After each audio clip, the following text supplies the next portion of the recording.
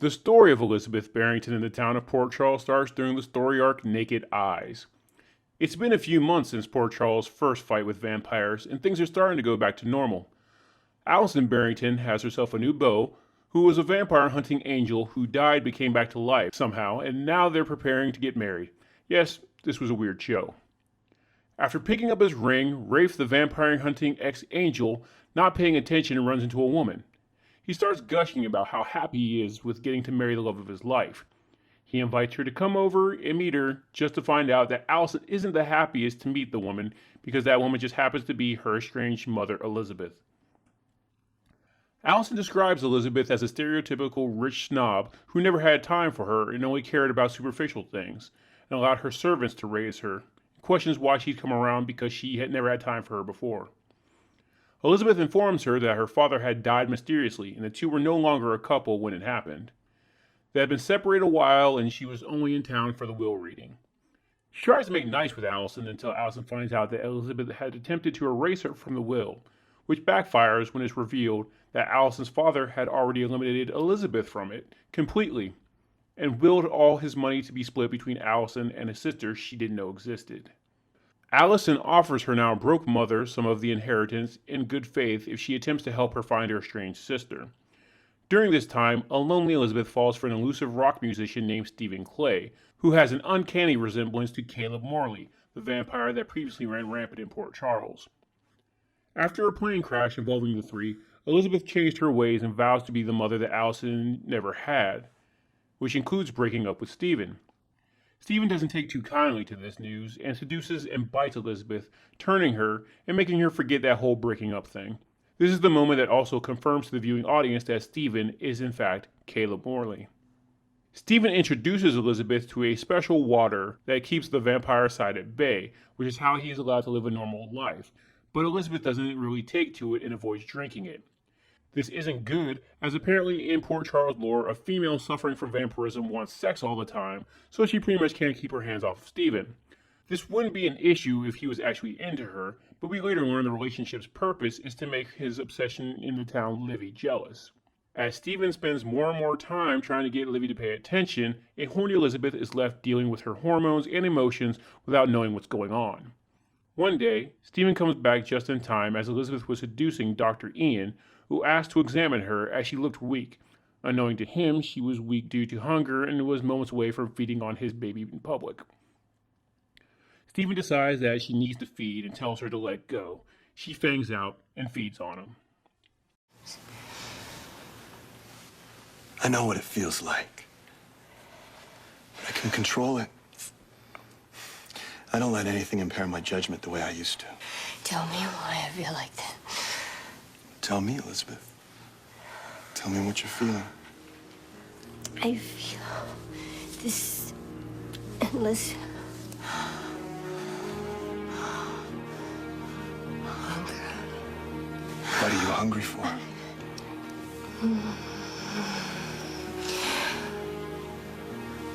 I don't know.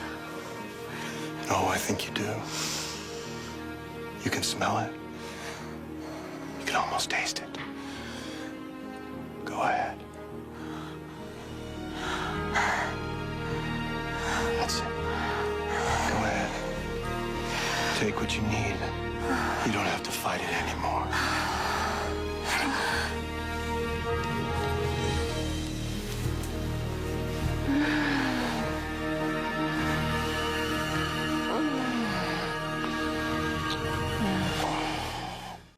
Once Elizabeth is no longer driven by the bloodlust, she snaps out of it and freaks out about being a monster.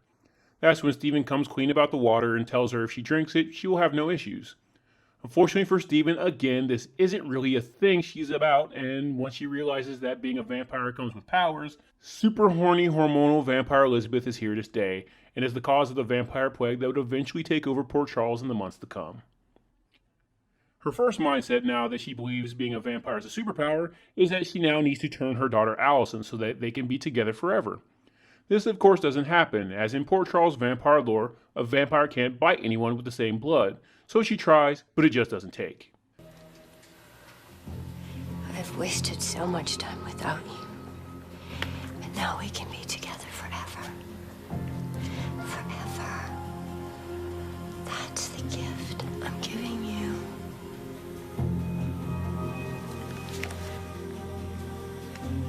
I love you.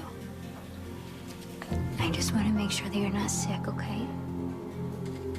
Mothers and daughters, they're supposed to look out for each other, right?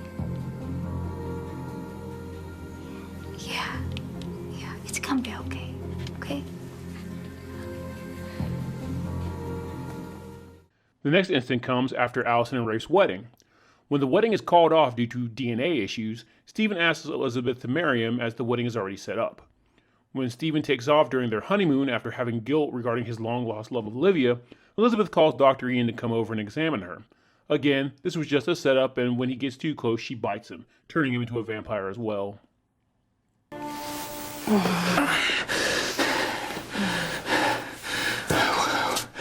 the hell did you do to me? It's perfect when you don't fight me. Just let yourself go. No. Oh, you are so alive, so sensual. I'm gonna make you feel things you never knew existed. What the hell have you become? What have you done to me?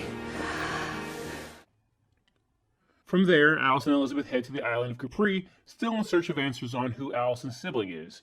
This time, Stephen's creepy right-hand Joshua is sent with them.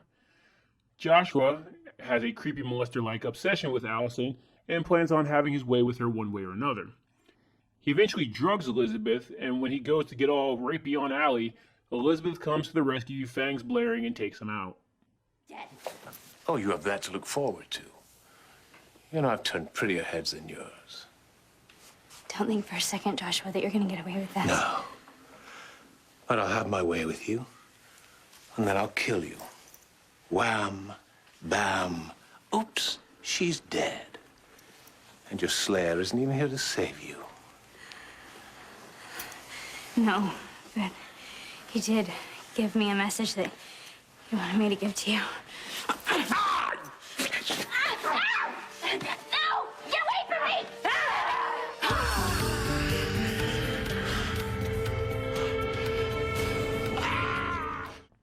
Elizabeth is now inconsolable as she wanted to hide her situation from Allison, being she was formerly engaged to a vampire hunter and all. Allison tells Elizabeth that she was fully aware. Unfortunately, vampire hunter Rafe tells Allison that since Elizabeth has now killed, the affliction is irreversible, even if Caleb is destroyed.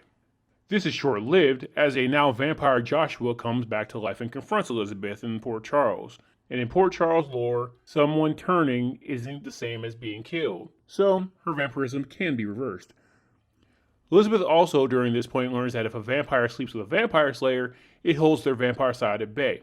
So horny Elizabeth even tries to seduce the guy that would be her son-in-law at one point. The story of Vampire Elizabeth ends when she learns that the water that Caleb uses comes from a secret spring under Port Charles. Drinking from it temporarily suppresses vampirism, but being submerged in it cures it.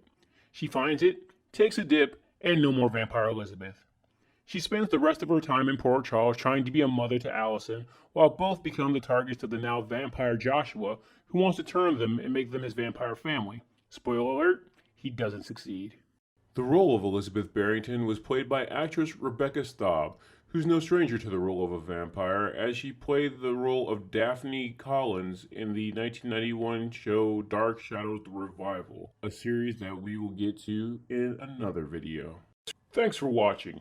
If you like this content, please leave a like and subscribe, and hit the bell icon to know every time I update. If you want to help my channel grow, please check out my Patreon, where you can get access to content early, as well as see the content that can't be uploaded here on YouTube. Link will be in the description. Until next time.